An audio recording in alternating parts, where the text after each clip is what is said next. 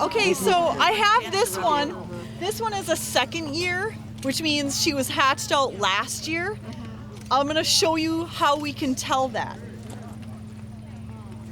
Now, in their second summer, they start to molt into their adult plumage. Now, you remember those brown feathers that the other bird had? Well, this bird has a couple left. You see those? That tells me that this bird is in her second summer. So she hasn't completely molted out of her immature plumage.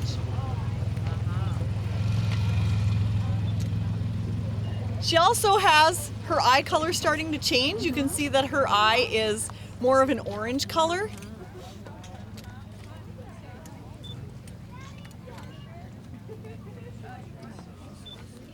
And Wow.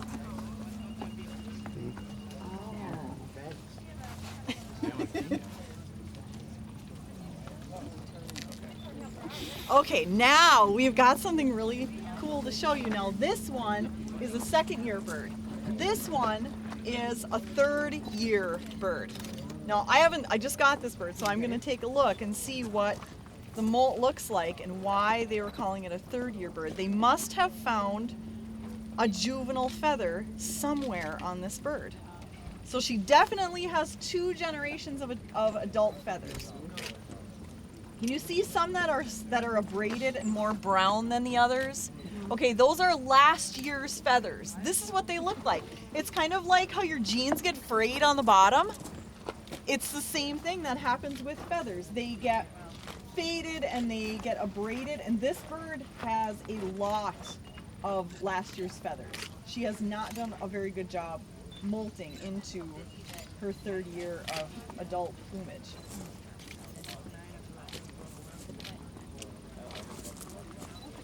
And there's a number of reasons why that can happen. You know, it can be nutritional stress. It could be, oh my gosh, anything, you know? But look at that eye color. Can you see how that changes? Isn't that beautiful?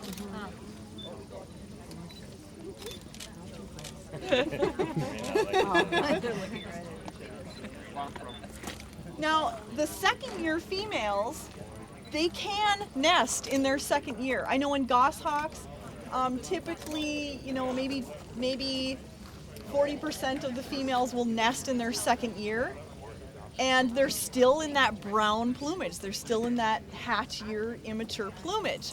Now, I've seen one of those on a nest, and I at first didn't even know what it was because I'm so used to seeing that red eye glaring out at me. And I looked closer and I realized, okay, well, this is a female who is still in juvenile plumage and she's nesting. She's in her second summer, but she hadn't molted yet. Now, males, on the other hand, aren't necessarily going to be chosen when they are so young because it is the male that provides a lot of the food to the growing chicks. She tends the nest. And this bird survived even higher odds. To be able to get to their third year is a really huge feat. So they're both, each one of them is $25. It's a donation. It's tax deductible. We'll give you a receipt. So if anybody's interested, just raise your hand, let me know. Have such flexible heads or flexible necks because they can't move their eyeballs. Do you ever notice that? Birds cannot move their eyeballs. And because they can't move their eyeballs, instead, they have to have extremely flexible necks. Now, they have twice as many cervical vertebrae as what we have. Think of 7 big beads on a string versus 14 little beads on a string. They're so much more flexible. They can go 270 degrees in each direction. So if they turned all the way one way, they could turn their heads 1.5 times around. If you want to touch her, right back here is a good spot. Down low. Yeah. I don't know if she likes me. Come on up here, that's fine. Isn't she amazing? Yeah, let's have her look forward. She's fascinated by me, obviously. You want a picture of both?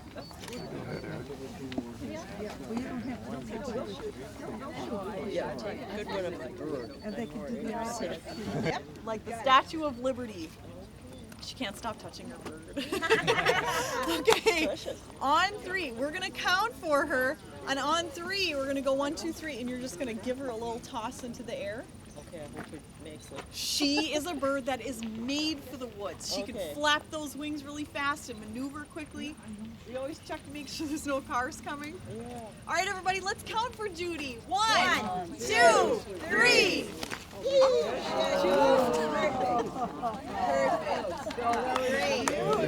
good job. Come up here. No, we're gonna. I got her here with this. Okay, good. You're gonna hold the belt that tight. Got it. There, I can get you one. Now, if you want to touch her, Without my body on there. because she can't That you can't reach me. No, she can't. Awful cute. It's a beautiful bird. Isn't she?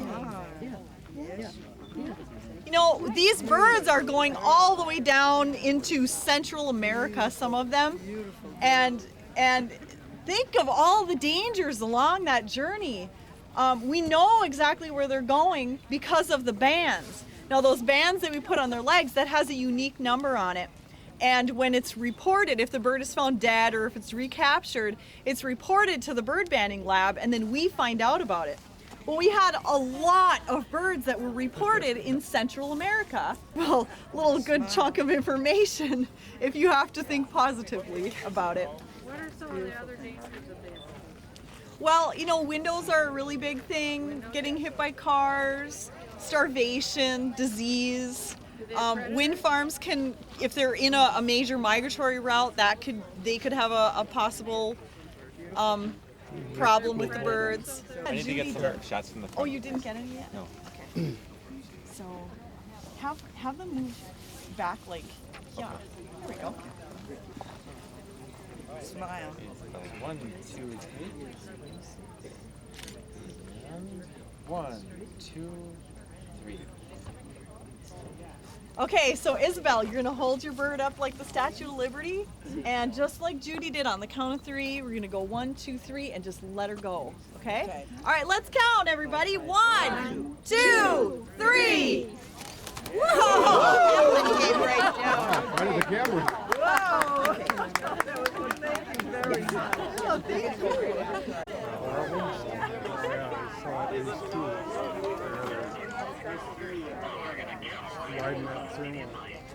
Another Broadway right over the hot counter.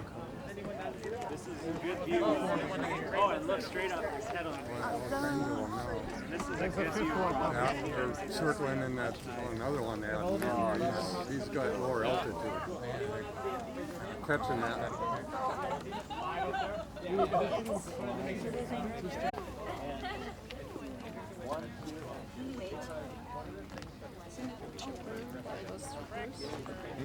The chip or whatever that goes through Bruce. Oh, I love the lens in the car. Bruce? Yeah. Oh, that. Yeah, that's different. Mark in there too. Oh, we were measuring, He'll know more. we were staking it off and then determining how much surveying you need to do. How much they drift. We embark on the fall. And then we'll find the movie in the spring. Determine.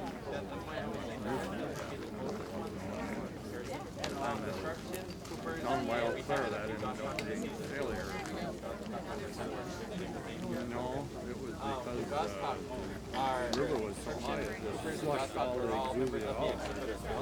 Not hardly above the river anymore. So the river goes up a little bit, it actually flushes it right off. In 1 hour.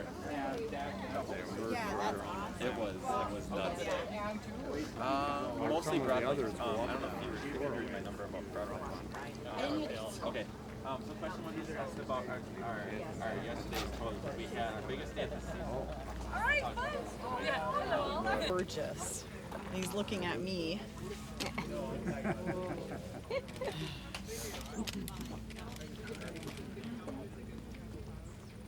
All right, this little bird right here is an American kestrel.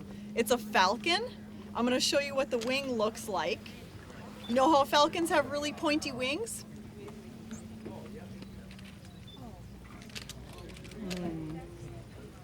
When you see an American kestrel flying over the ridge, they kind of look like, to me, a little kid that's skipping, because they're very, they're not on a mission, you know? They're just kind of floating along past here with those pointy wings.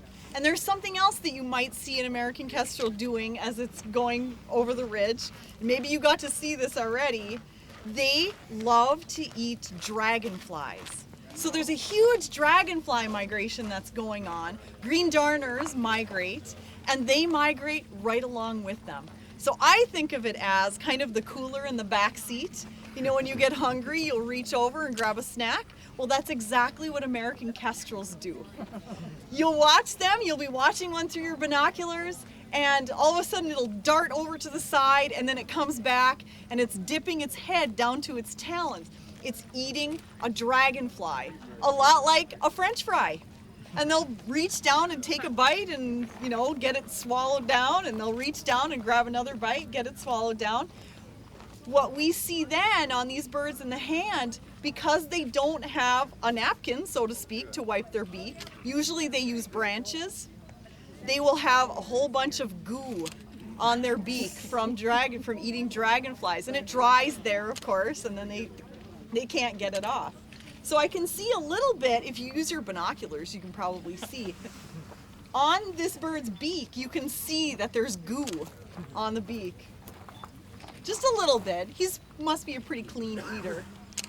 Those blue wings right there, the females have rusty colored wings. Yeah, he will. He'll open his beak.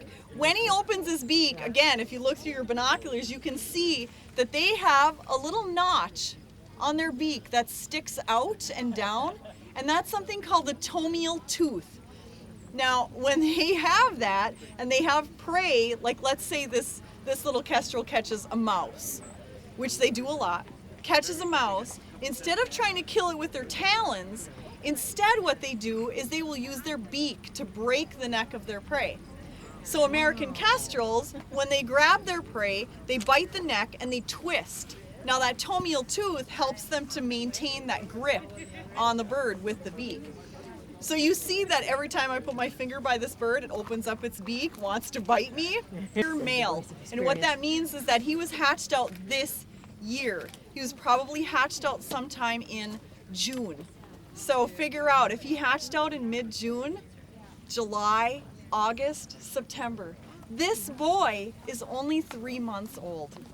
He is fully grown. He's not going to get any bigger. Isn't he tiny? Yeah. Yes, this is the smallest raptor that we get up here, are these little male American kestrels. Chest and the breast area, or on the back, the upper back area. It would be more clear. So that was a great question. That's how we can tell.